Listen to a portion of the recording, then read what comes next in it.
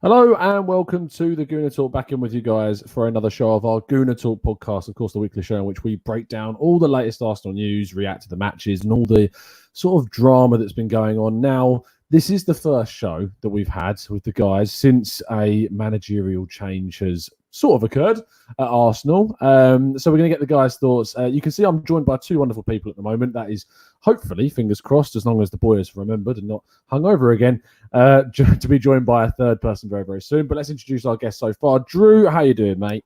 Well, currently I'm an avatar, not a person. So you're joined by one wonderful person and an avatar. So there you go. Do you want to explain to the... I mean, I haven't even asked you why we can't see your beautiful face. Why is that? You know why. I already talked to you about this. Yeah, I don't know, but I just we miss your face, you know, like it's your face. It's I feel like key maybe part of your body. Maybe 3 people miss my face. Deary me. Well, I'm one of them, if that makes any consolation. You're precious, but thank you. And French returning for his second appearance on the show, I do, mate. Oh, I've that's my fault. I've muted you and I have forgot to unmute you. So that's I'm gonna say that's not your fault. That's on me. Yeah, I'm good, man. I'm good. Thanks for having me back.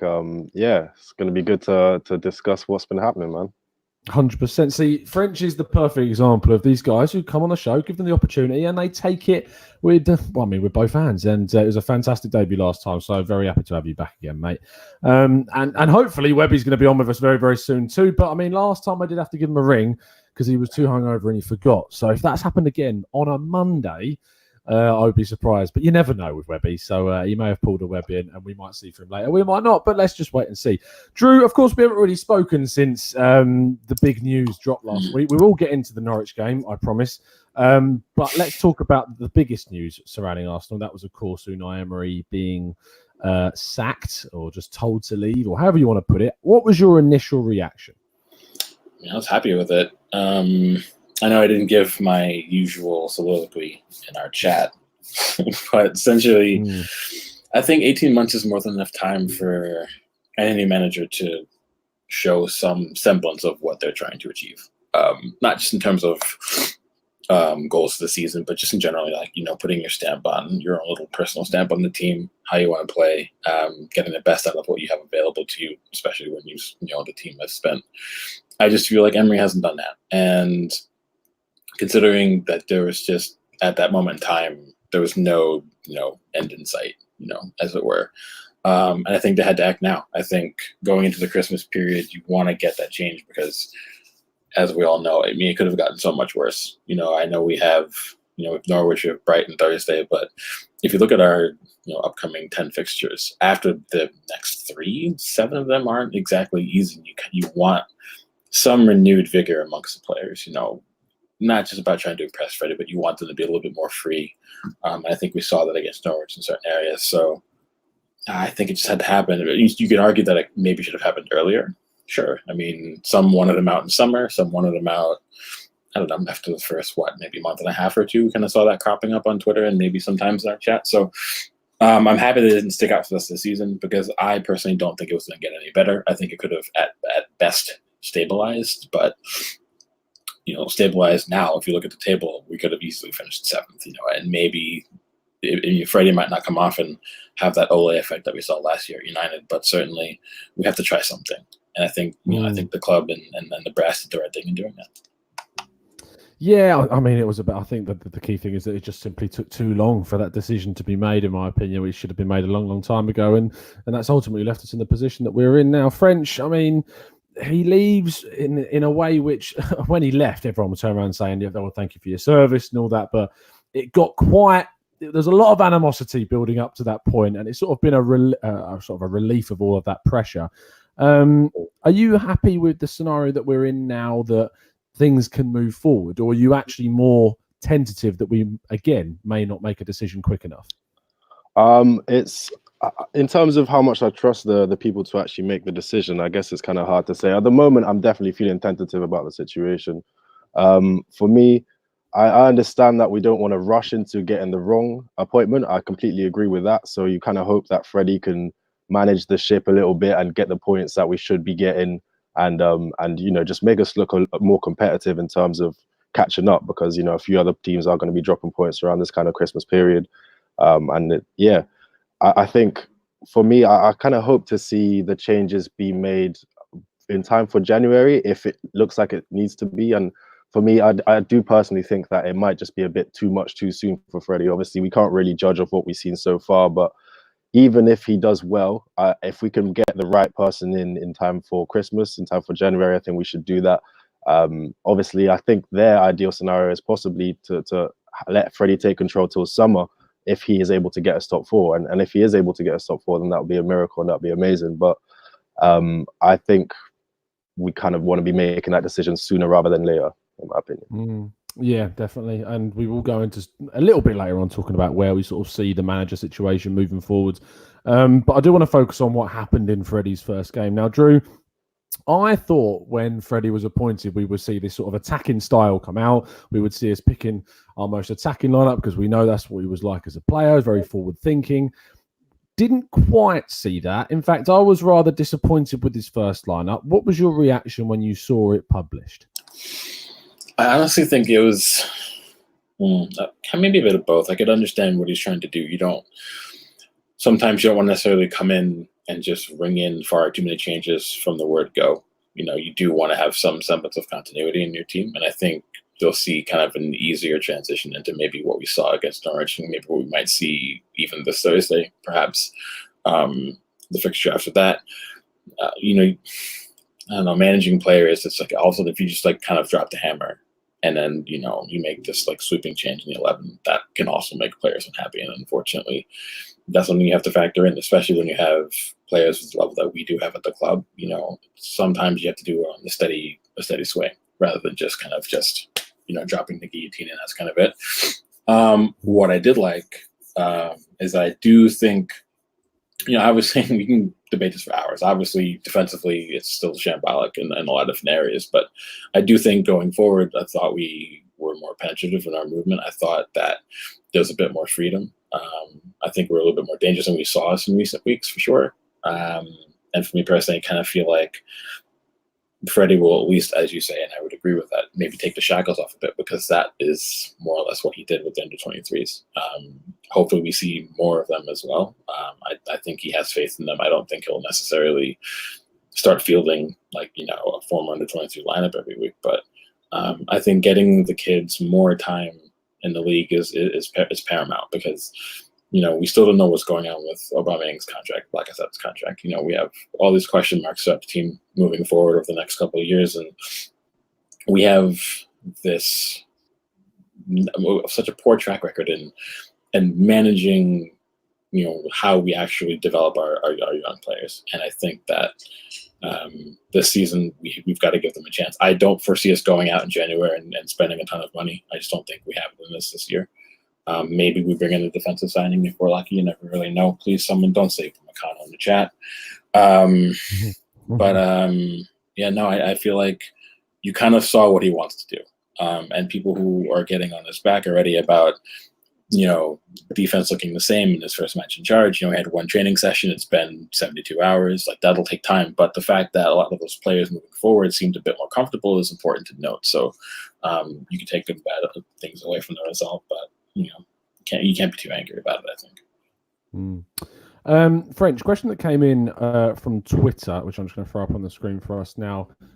Fantastic name, Peppermint Butler, at NavTracks on Twitter. You can send us questions, by the way, at the Gooner Talk TV. He says, wanted to know if there was any improvements you saw from the game yesterday, no matter how small they were, and specifically what those improvements were. Yes, yeah, definitely saw a few improvements. Specifically, I think in the first 20 minutes of the game, we took to the game with authority. We played like we were Arsenal. We weren't in our shell. We weren't scared, and that's obviously how their first goal came about. But in terms of how we started the game, I think there were a lot of positives we can take in terms of attitude. And that's something that I was mentioning at the time. I think that in terms of the formation and personnel, obviously there were a few surprises lineup wise, but it's more about the way that we set them up in terms of mentality and the approach that they take to the game. And I just feel like we had more authority. We were dominating the game possession wise, and we also, I feel like we were better from dead ball situations. I think obviously both of our goals came from dead balls, and Mesut Ozil on the corners. That was pretty effective. Our corners haven't been great under Emery for a while, so didn't see too much short corner nonsense, swinging it in, dangerous. I think there was a clearance off the line as well. I can't remember if it was Chambers or Mustafi, but we were threatening from corners as well. So that's another small improvement that we made. I think, yeah, there were definitely a few good things that you can notice. And then, yeah, obviously it's 48 hours in charge. So you could tell after about 20 minutes, goal came in, heads went down, and then it was kind of back to old habits to a degree. But there were notable things, I think, that you can take positives from, yeah. Drew, there was sort of a big backlash like in terms of the fan base from this. And for me, when you look at what's gone on, I actually look at it after I've sort of reflected on the last 2 days and seeing what can be done within those 2 days. I think people have definitely jumped on this way, way too quickly. Completely surprisingly, it's completely unlike Arsenal fans to react very quickly, to be fair. But I just think that the way that we reacted, and I'm actually quite impressed now in the reflection of how much our attack has changed in just that short amount of space of time. Because the first 30 minutes, I thought was really quite impressive. The way that we were stringing passes together. As French said, we looked more dangerous from set pieces as well, which is ironic considering I thought we had someone in Juan Carlos that would be sort of, conducting those situations. But we never really sort of threatened in those areas under Emery that much. But those 2 days, a lot has changed for me in the attacking sense. Now, we'll come on to the defence later, but just build on from what French has said there. In terms of positives, what can you see continuing to improve moving forwards? Well, first, I kind of feel like it's easy to go out and have players play a certain way in an attacking sense that you know that they're already used to doing. That there's no amount of it's not like Freddie's come in and tried to embed his own attacking philosophies in short order and they've taken to it. These are things that most of these players have already done, either at former clubs or at the club under Freddie for the 23s, if they saw time yesterday against Norwich. So it's a lot easier to go out and have attacking players of a certain quality put forth a certain type of performance in the way you want to set them up. It's a lot harder to bed a defense in and have them be as organized, and communication always be key at the back. These things, that's a lot harder to change that. And certainly we're not going to see it as French said, in 48 hours. We might see a little bit more glimpse of it against Brighton, but I do think it's still clear that Freddie still wants to have overlapping wing backs. You saw Chambers get forward quite a bit, and unfortunately he did get caught out once or twice, and it did lead to some dangerous chances that were created.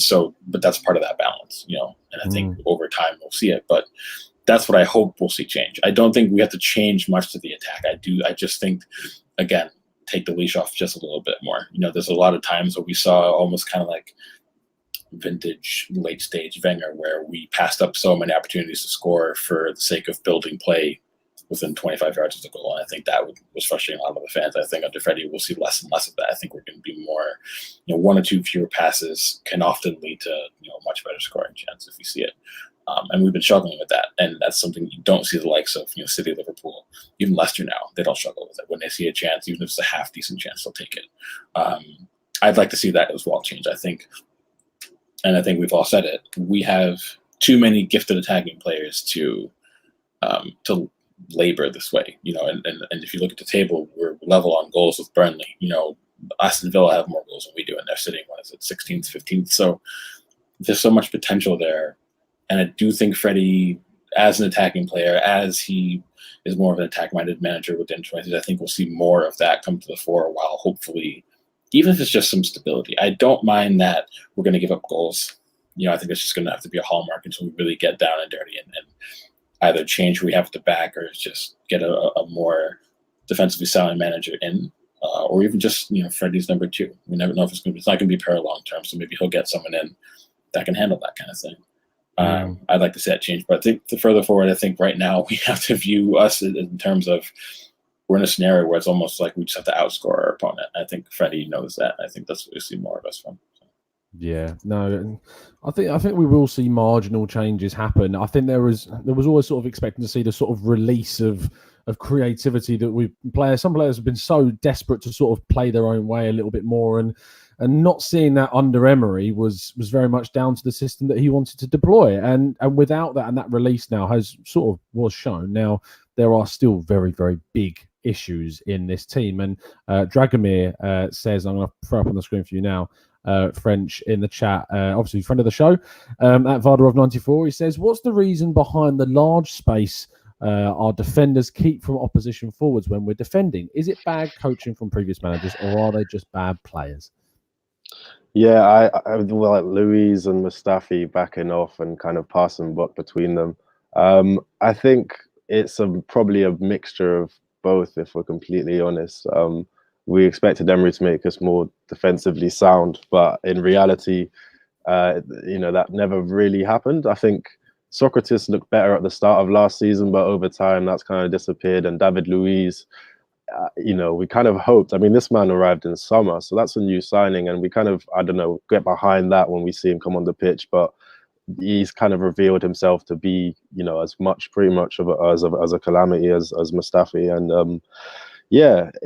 I think it's a combination of both, to be honest. I think with Mustafi, it's a case of him kind of having a lot of confidence issues, being on the back foot. He was good in the Europa League against certain teams, but against Liverpool, against most of their younger players and reserves, he made mistakes, and that was quite an important game. And he's made mistakes in this game. And I think, when it comes to pressure, he just doesn't cope with that well. He'll either lunge in and make a mistake or not get it right, or just stay back and be afraid. There's not really, he doesn't have a cool head in those situations. We've seen that over time. So, we kind of just know that's what it is with him. And with David Luiz, I think it's definitely a question of age, in terms of he wants to protect himself. He doesn't really necessarily have the legs to be sprinting back properly, so he doesn't try and stay too clear. He'll just back off from people and keep a little distance so he doesn't look too silly. But at the end of the day, that's personally what I think it is. And then, in terms of coaching that out of them, I don't think it's really possible. Like, we lost someone like Koscielny in summer, and we haven't really replaced that kind of front-footed defender who can, make good decisions in certain situations, even though he was obviously coming to the end of his career. And I think that's what you're seeing. So we hope, obviously, Holding can provide that if he comes back from injury, fit and performing, but that's quite a high expectation as well. And aside from that, we'd have to just land another centre-back in January, try and pick up a centre-back signing, because I don't think any of our defenders are really capable of, except for possibly Holding, having that kind of cool head and making those decisions. I think all of them are, do that sort of thing that we saw in the game, just backing off, trying to protect themselves, and just not looking like actual defenders. It's pretty crazy. Yeah, I just don't get sometimes, especially when we're backing. I think it is still something that's going to linger on from being under Emery, but the way that we sort of are caught on the break, and the amount of time that Xhaka is caught. There are certain players playing certain positions which just aren't working. I think that whilst Bellerin has struggled since he came back, what we saw with Chambers is when you play him in a back four, he has that sort of earnest that he needs to get forward when we're attacking. But because he just has anywhere near the pace that Bellerin has, when we're being hit on the counter, he leaves so much space in behind him, especially when you've got Mustafi to the right of him, to the left of him as well. That opens up even more of a can of worms. So, Drew, moving forwards, let's sort of think that Lundberg is probably going to be in charge for the Brighton game, possibly even a couple of games after that. It depends how long it takes them to sort out this new manager. But what is it that he needs to address? In my opinion, he needs to keep it simple. But what are the key things that he needs to address defensively?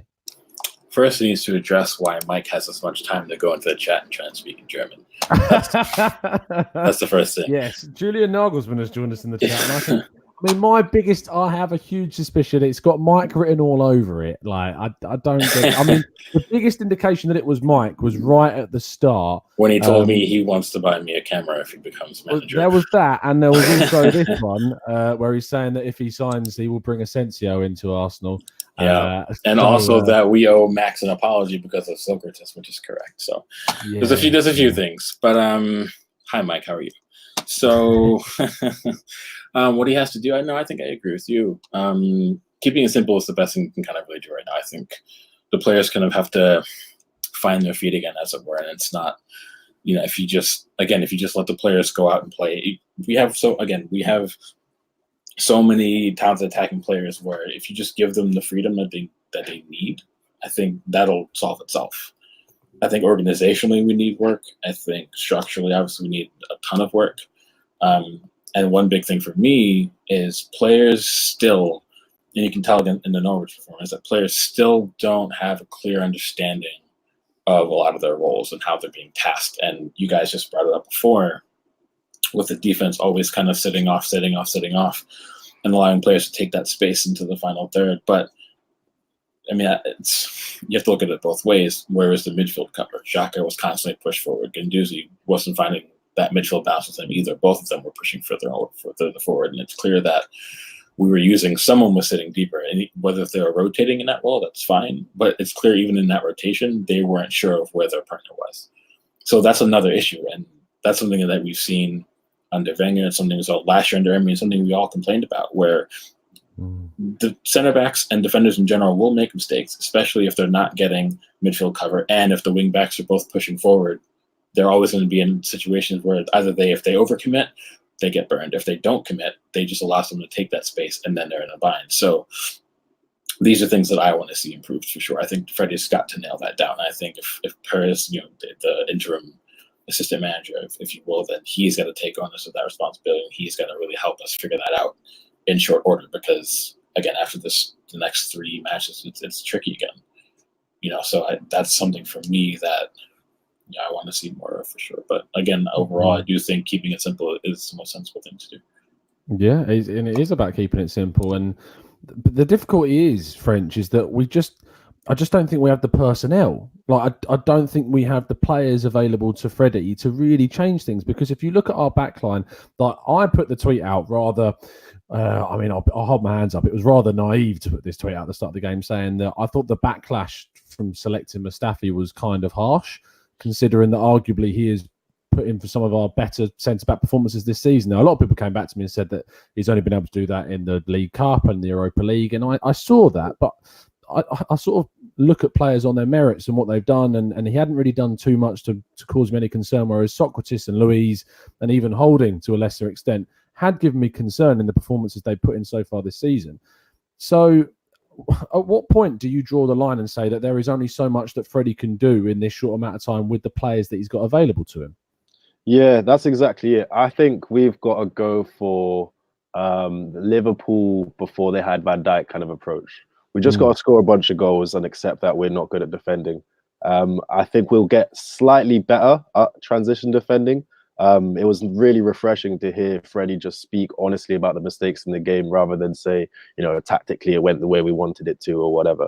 He said our issues were, we get up there, create chances, but as soon as they're coming towards us, we have problems in defending the transition. And that's exactly what we've been seeing, even in previous years under Arsene Wenger near the end. So obviously it's one thing isolating the problem and there's never actually fixing it. But I think we'll get maybe slightly better at that than we have been, because we haven't been practicing that kind of style of play. Because obviously the style of play has as much to do with defending as it is with attacking. And under Emery, our style of play of defending was often just get everyone behind the ball as quick as possible. So we've got to adapt a little bit there. But I think we just have to really heavily lean into our strengths, accept that, like you said, the personnel just isn't there in terms of a backline. When it comes to providing a midfield that can shield them slightly better, we don't have much dynamism in that midfield. Obviously, Ceballos is injured right now. He's not necessarily the fastest guy.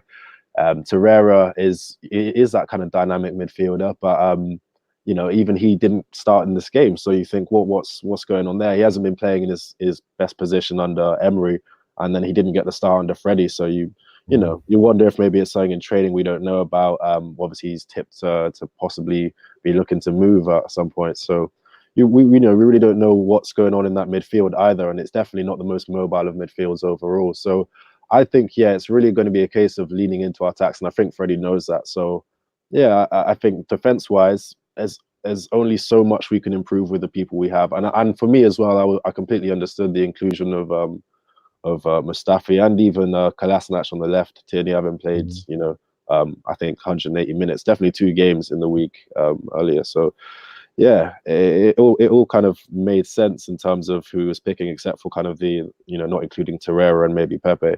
But I think we just continue to build on that style, and yeah, hopefully we'll defend better as a team. Yeah, I want to stick with some of the players for 10 more minutes or so before we talk about the coaching situation, which is obviously the big elephant in the room at the moment. But Drew, I want to get your pick because we haven't been chatting for I've been here on a while and haven't really been able to get your opinion on the Xhaka situation. Yonic Mack in the chat said, let's be honest, Xhaka had a decent game on the ball, but in that position, your work off the ball is of equal value, if not more valuable. Now, in my opinion, I don't feel that Xhaka should have played again after what happened. I think that it was probably the right thing to just simply move him on. They've not done that. They've integrated him, and that's the club's choice. And I will back any player in an Arsenal shirt if they're playing for this team. So I'm happy to move on from that now. But when we look at his performance, a lot of people ask in the chat, what does Xhaka actually do?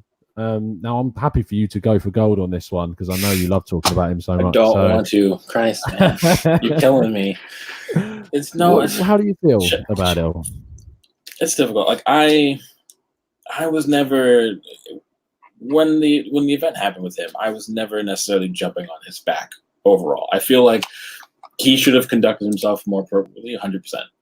But I don't think it was something that was. If you wanted to ship him off the captaincy, that's the managerial decision. But for me, I still think he needed to be a part of the team. I do think that, and you don't have to tell me how many times I've had this discussion with I don't know how many people.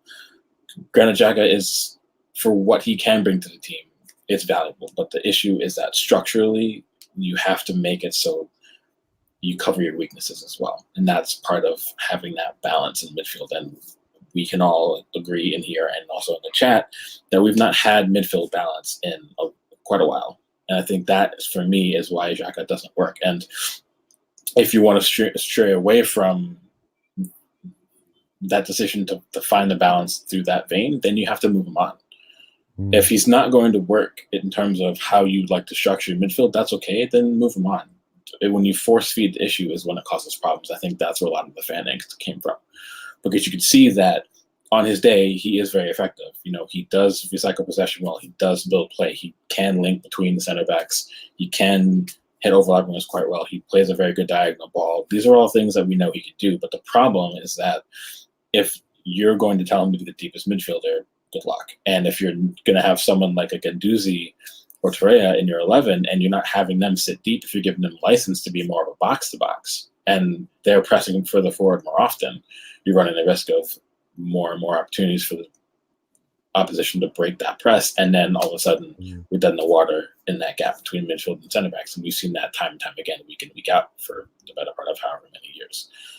So, I personally have no attachment to him. When we bought him, I said I thought he was a very good player, but he wasn't the kind of player we needed. I've been saying that since then. I kind of maintain that opinion. I think you need a very certain set of particular circumstances for him to function very, very well, which is why he functions.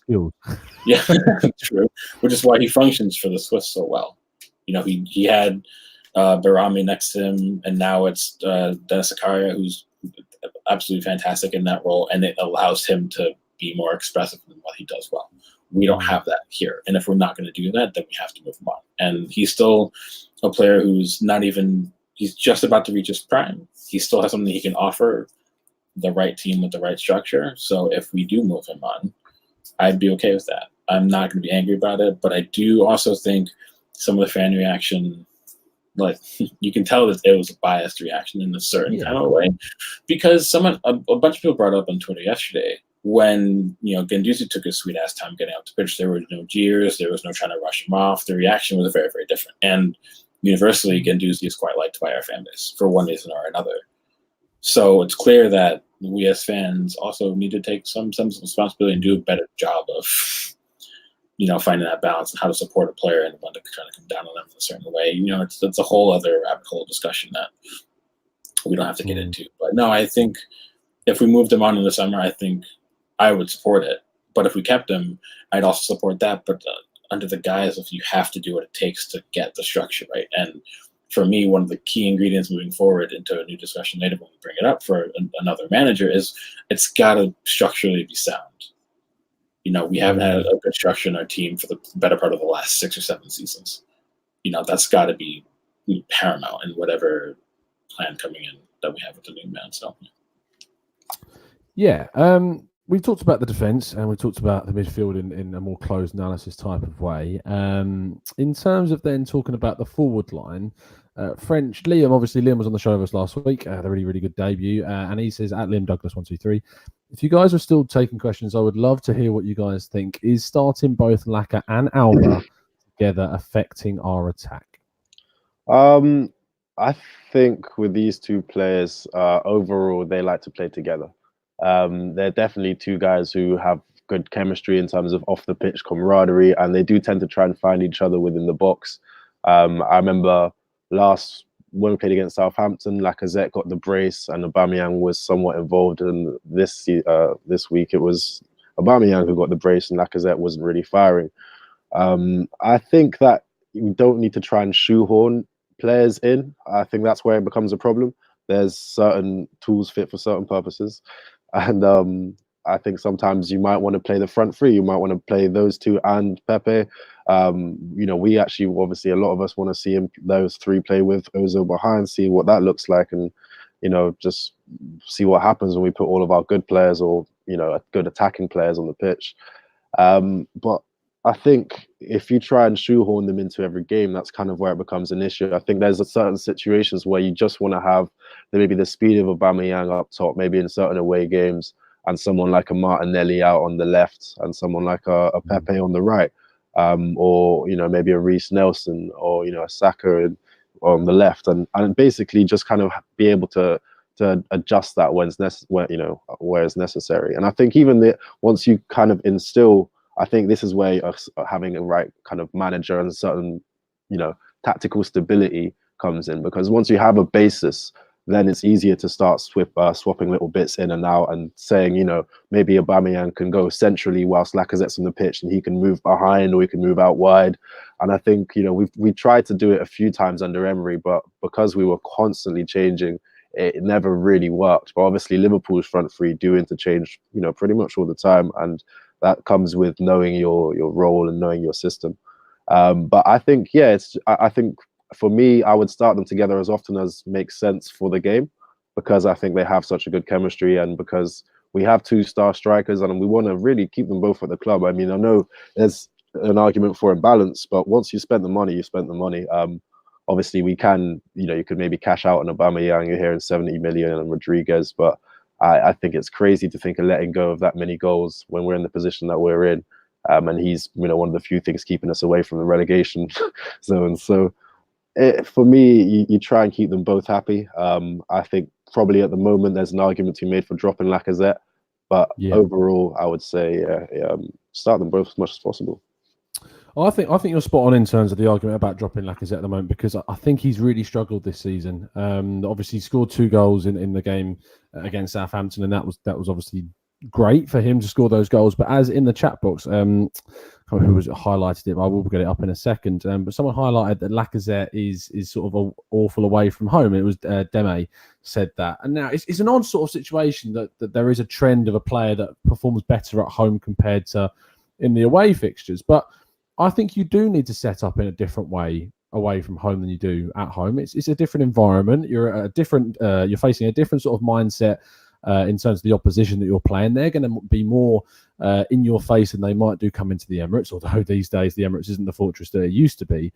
But I very much like the idea of what you were saying of playing Pepe and Martinelli, or possibly Xhaka or Nelson in a front three with most likely Aubameyang, because he's so much more effective in that central role. And to be honest, I think Martinelli has been the most mugged off player this season, because he's just not been given the reward for what he's done in the games and the minutes. And for a player, if you are putting in 110% effort week in, week out, and you're scoring goals and you're doing everything, coming on against Southampton and setting up the goal that equalised, and arguably that point was really important, because it's kept us sort of in the limbo of can we, can't we? Is there any argument left for top four? And that point was important. And I know a lot of people didn't want us to get that point because they hoped that Emery would go immediately after that game. But it was a really key point. And in that moment, Martinelli was composed. The cross was perfect. Laka took it down brilliantly and finished it really well. But I just think that this kid needs a lot more chances than he's getting. Last player, Drew, that I want to focus on before we talk about coaches, and that is the man that didn't get on the field yesterday, in Nicola Pepe. What do you think's going on with him? There's rumours that apparently, or not even rumours, but Freddie sort of confirmed that basically based on what he saw in training, he didn't feel the need to play him, and other players deserved it more. I don't know if the word was annoyed, it's probably too far, but maybe a little frustrated that Xhaka was chosen to come on when I don't particularly think Saka's given a lot in the last few weeks. He was great when he first dropped onto the scene, but I think he's trailed off a little bit. What's your opinion on the Pepe situation? It's something that we've seen before. Sometimes players come in and need that adjustment period. I also don't think it helped that it was hard for him to adjust because he was in and out of the team under Emery. I don't think we were playing a particular brand of football that really suits Nico Pepe. If you look at how he was utilized at Lille, particularly last season, very direct. He would get on the ball a lot. Play would be driven forward. He had a really good understanding with Jonathan Ikone. That played a big role in it. He just has to find his footing, and sometimes fans get wrapped up in price tags and assume that just because you drop a gigantic amount of money on a player that they can instantaneously just move into a new country, a new team, a new club, and just hit the ground running. Some players have that luxury and some players have done it. A lot of players haven't. Players at this club haven't. Everyone uses, the Dennis Bergkamp example, but more you can look at Robert Pires. He did not have a great first 6 to 8 months at Arsenal. And a player who was very, very similar, where he was a wide player, but he tucked in very long. Liked to get on the ball. He would tuck in, wants to be more involved. Pepe is very much similar in that regard, just from the opposite flank. So I think sometimes it takes time. And I think that's kind of where it begins and ends. But I do think he is frustrated. And I do think a lot of that has to do, and you can see it on the pitch as well, where I think there are periods where he did just enough, but then he would do too much. And I think you look at a player like that and you can tell he's trying to play his way into confidence. And when you do that, a lot of times you just end up making more mistakes. And, you can be frustrated with it as a fan, but you can also look at it to understand kind of where he's coming from. If he feels like he's not getting on the ball enough or that he wasn't being involved, if we're not playing in a way that really suits him, he has to do something he can, even those little tiny things, to really try to get himself boosted in any type of fashion. So it's one of those tricky things where if it comes off, it works well, but if it doesn't come off, you end up in maybe like this kind of tailspin it's hard to recover from. So for me, I think that's where he's at.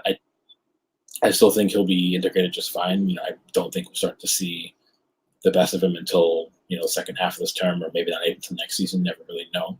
But I still would have supported the business despite it, because I do think he has plenty to give. I think he's an excellent player. I think when he finally, does, hit his patch, he brings a lot of goals to the team, and that takes a lot of pressure off Lacazette and Aubameyang. And I think that's incredibly important to have that. So, hopefully things come good with him, and if that happens, we're all the better for it, for sure. I think that when we've covered sort of all these different areas and then thinking about who and what should play, you raised some fantastic points there. And my opinion on Pepe is that he just simply needs more minutes, and it's as simple as that. And if you can't gain confidence being on the bench, then you're not going to gain any. And if anything, your confidence is going to drop the more you sit there. And there have been opportunities where I thought he could get minutes. The Frankfurt game for me, I thought he was a shoo-in to start. He's not. I'm not sure if he started a single Europa League game at all this season. I'm really trying to place if he has started any, but in my mind, I can't think. He obviously came on in the game where he scored Vitória, where he scored 2 free kicks. I think he came on away in Portugal, but I'm not sure I've seen him start a Europa League game whatsoever. And I thought that was going to be where he was going to be given that chance to sort of flourish and show what he can do. And he hasn't been given that. So moving forward, it's going to be really intriguing to see what happens with Pepe. Obviously, we really need him to succeed because he costs a lot of money. I know when in the grand scheme of things, it didn't cost loads because it was about 25 million this season and a subsequent 15, 20 million for the next few seasons or so, which is really, really, you have to stand back and say that's a really excellent bit of business for a player of that amount of money. But it's concerning. It's been concerning for a while, and he does just need that goal from open play, and then he needs that consistent run in the form to really step up. Right, we've got about 15 minutes remaining, and I think that's a solid amount of time to discuss the big elephant in the room. French, I'm just going to go straight out with it. Who do you want? Yeah, it is the elephant in the room, isn't it? I think I've got a bit of a list in terms of right now. Like I said, I think we might need someone before the end of the season. That's, I'm still kind of tentative on the whole Freddie till May kind of option. That seems like a tough proposal. And, the words from the board and the words from Freddie himself all suggested that there's an ongoing search happening right now. So if we can bring people in halfway through the season, I don't think we are going to get your Ten Hags or your Nagelsmanns. There are some managers that we are just not likely to get until summer. But there are obviously a few people who aren't working at the moment. For me, the top two that I would go for is I think Pochettino, I think, is number one for me, because you have some assurity, you have some reliability in terms of he's done well in the Premier League, coaching young players, bringing in people that we don't really know about and turning them into England internationals and, top quality players. If we, it's hard to admit, but that's the reality. He just brings, I think, and he did it on a very small budget, and that just kind of ticks all of the boxes for us. Then I'd say Allegri, and then after that, probably a Brendan Rodgers or a Nuno as well. I think they're all kind of in the frame. I think those guys, we could probably pry them away from their current situations if we showed the money. That if we would do that is another question. But I think these are the kind of guys that we could get midway through the season. And then if we were to manage to wait till May, then yeah, obviously I'd go for a young coach kind of option. I think that's what we need for the young players we have, for the small budget that we have, the relatively small budget in terms of competing for top four and challenging. So yeah, I would go for a Ten Hag or someone like that. But midway through the season, give me Poch or Allegri. We've had a donation from one of the options. Julian Nagelsmann. Now, I'm going to translate that to the best of my ability. I think it's asking basically, why don't we go for him? Jurgen Klopp was available in 2015. Why wait? I think that's what Warren Vartan means. And then the last sentence. No, Drew, you're going to have to help me out with the last one. Drew, you there? I need you. You're German, pal. He said, I will come make an episode about myself. Oh, okay. Well, there you go. But thank you. I mean, I'm sure, to be honest, I'm a little bit insulted you can only give me a tiny percentage of your entire yearly wage, Julian. But fair enough, mate. Drew, same question. Where's your head at? Oh, and also, very much in the chat box, please drop your comments about who you would go for. Sorry, Drew. How dare you? No. I don't know. It's difficult. I would be fine with Freddie till May. Again, I think we kind of all have that similar sentiment. This is a key period in that if we get this next one wrong, we're almost kind of pushing us into that United death spiral where it's just managerial merry-go-round, and I don't want that. I think for this club it would be devastating. So if they're going to want to ring it out with Freddie until May because they're trying to do absolutely everything certain that we get the right man for the job, then I'm all for that. That said, if we want to take a punt on somebody who at least we can potentially grow with, that isn't a clear panic, appointment, I'd be fine with that too. In that light, I would be happy to gamble on someone like Mikel Arteta, or I'd even give Rafa Benitez a chance, because you have managers who at least understand the Premier League, to understand the players that are involved. The point, at least with someone like Benitez, he brings stability. He gets the absolute maximum out of a very small squad when he was with Newcastle. And I think that's important for us as well. But I can also understand where, obviously, Pochettino would be the one. And I agree. And I know it's almost sacrilegious to say, but you have to look at his track record and say he would be perfect for the club. So if that was ever to happen, I'd be all for that, and certainly before May. But if we're going to wait till May, I always think outside of the box, because I see what the club for what it is. I don't think we have any God-given right to go after the biggest names in management, because that's not where we're at as a club right now. And I think we have to be realistic about that. Everyone wants to say, you can go after Nagelsmann in the summer. And no, that's not happening. Everyone wants Marco Rose, but that's probably not going to happen either. We've seen it in the chat box. Clearly, wants to join. There it is. But everyone throws out all these names, and with all due respect, like someone like a Ten Hag, there's every chance he could go to Bayern this summer, 100%. And if you're picking between Bayern and Arsenal, that's kind of a no-brainer. It would even make sense for him to stay at Ajax. He's in a position where institutionally, every season he's going to get a fantastic group of young players. They can play with freedom, expressive football, and it's in a league where it allows them to focus on pushing Champions League because, in all due respect, usually it's just PSV every year, but now AZ Alkmaar are coming on with their youth production program, so now they're doing quite well.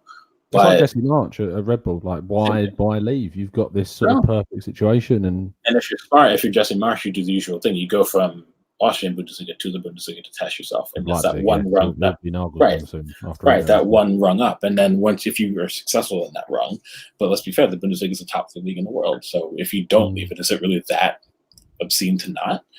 For me, I really want Florian Kohfeldt. I know a lot of people won't know a lot about him. I know they'll just look at they'll look at Werder Bremen's record this year and say, well, look how poorly they're doing. But they've had massive injury issues. He was manager of the year last season, by the way. Werder finished 7th, doing wonderful things with a lot of young players. Tactically expressive. He's progressive. He wants to play attacking football. He has a very similar coaching education to Nagelsmann. They're very, very similar in terms of what they want to bring to the table. So we're a club in a position where our name has a lot of gravitas, but our current position doesn't. So we might not be able to go after people like Allegri, who everyone wants Allegri, but would Allegri want to come here? We don't factor that in. It's just like we're Arsenal. Go get who you want. Did you hear what happened during his interview last when he was interviewed for the job? Basically, this is from athletic side of things. You can assume that there's a fair amount of credibility to it. Yeah. In the interview, he asked Arsenal why they should appoint him. And that didn't really please the Arsenal hierarchy for the arrogance. But he's not wrong. It's arrogant. No, but is he wrong? Right. No, and I don't think maybe we need someone with that charisma. Maybe we need that. You do, but I just feel like you might have to go after a person who hasn't already seen and done it all in a position where it was very easy to do it. This is not going to be an easy job, And Allegri's the kind of man that's going to want to come in and splash out £250 million on fixing everything that needs to be fixed. And are we going to do that as well? No. So I don't know. Yeah, for me, I mean, if we're going to gamble, I'd rather gamble with someone who's young, someone who's progressive, someone who can. I don't think they'd be given the chance by the fans. No, they won't, and that would drive me up the tree. But it is what it is, But I think that's the route we should be going. So yeah. Yeah. Michael Hernandez, I haven't forgotten about your question and your donation. Thank you very much. I'm going to throw to some of the guys in the chat box just to show what they think we should have, and then I'm going to run back to it. 312 Gooner says Benitez in the short term would be fine. Longer term hiring in the summer, I'd look to Rosa. Yes, 100%. Or Nagelsmann, although I don't think either will come. Arscombe says Vieira ticks all the boxes. I personally disagree with that based on the tactical managerial breakdown that I did. I've got that in the wrong order, but who cares? On the managerial tactical breakdown I did of him with Jeremy Smith from French Football Weekly, it didn't sound too great about Vieira. It really, really didn't. And that sort of turned me off him. Archie reckons that Arteta is too much of a risk. Arteta intrigues me, but I think that's basically down to him being such an unknown that he was a complete 50-50 option about who would happen. Big Gun ID reckons Koeman, or however you want to pronounce it, Drew is dying inside. If not Pochettino. Oh, God, I just said a really funny comment, but I can't show it. Alan Leftbridge says, get Pochettino. Josh Gunnar Forever says, get Van Bronckhorst. I'm going to throw back French to Michael Hernandez's question. He said, if the club's number one target isn't available until the summer, would you stick with Freddie for the rest of the season or go for the second option sooner? I think that's really a case of we'll see what happens type of thing. If Freddie can keep us, in and about that at top 4, then or even in a kind of respectable position, to be honest, the way that we've been going, the way that we've been performing, we've got to be completely real. If you look at our Premier League kind of last 5 games, we haven't won in 7 games altogether or something like that, including other competitions. No wins in the last 5 in the Prem. It's not crazy to say our current form is relegation form. Obviously we're not going to end up down that far, but if Freddie can't handle it, you don't want to ruin him either. What if the guy's got some managing potential? You don't want to make him the fool guy for a situation that he's not ready for, and then he would never be able to manage at Arsenal again. It'll make it much harder for him to come back. So for me, I think if Freddie's not doing well, you go for your second option of maybe if you can't get a Poch, you can't get an Allegri, you go for your Brendan Rodgers or for your Espirito Santo. Failing something like that, I don't think you go for a complete panic option. I think, I'd rather be 12th in the league playing kids and just trying it out under Freddie than getting the wrong man in halfway through the season because we panicked. That would be really worrying. Like Drew mentioned, the kind of Manchester United situation where you just keep making the wrong appointments. That's, clubs can lose their way like that quite easily. And if ever a club didn't need to lose its way anymore, it's probably Arsenal. So I think we just make sure we get the right man in, no matter what that takes. I get so confused with how the board act, because the noise that was coming out of them was that they didn't want Arsenal to fall into the trap that Manchester United did after Ferguson, where they just sacked managers. But if that's the case, then surely by law of averages that they don't want to make the same mistake with the Freddie situation, because what they did with Solskjaer was such an error by giving him that contract so early on, not waiting until the end of the season to sort of see how he would fare. I know there was sort of the side with other Billy, is it Mulder that he was at, and the issues that something had to be sorted out fairly soon and compensation had to be paid and stuff like that. But at the same time, you have to consider that if Freddie is here until the end of the season, we can't jump on it, and we can't jump on it with both ways. If it goes really, really well, then we need to just sort of not get too excited, but just sort of realise that maybe that's down more to the fact that the shackles have been taken off from the Emery system, and that they've now been able to express themselves more under Freddie, and that under a really experienced, good attacking coach, they could flourish even further. And alternatively, if it goes the other direction, we can't suddenly just go in on Freddie, because we've got to realise that this has been a really turbulent season of ups and downs and issues in terms of not bringing the right players in and issues with the defence. And that is always going to be an issue until we bring someone in to sort that out. So we just sort of need to be now and just think of this season as it's sort of an experiment. We're not really sure what's going to happen.